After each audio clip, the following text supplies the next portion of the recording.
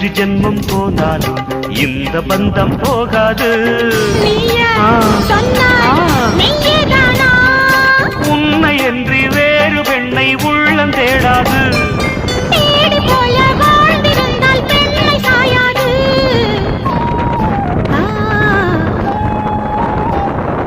பூவே உன்னை நேசித்தேன், பூக்கள் கொண்டு பூசித்தேன். உண்மை சொல்ல யோசித்தாய், கோழை போல யாசித்தாய்.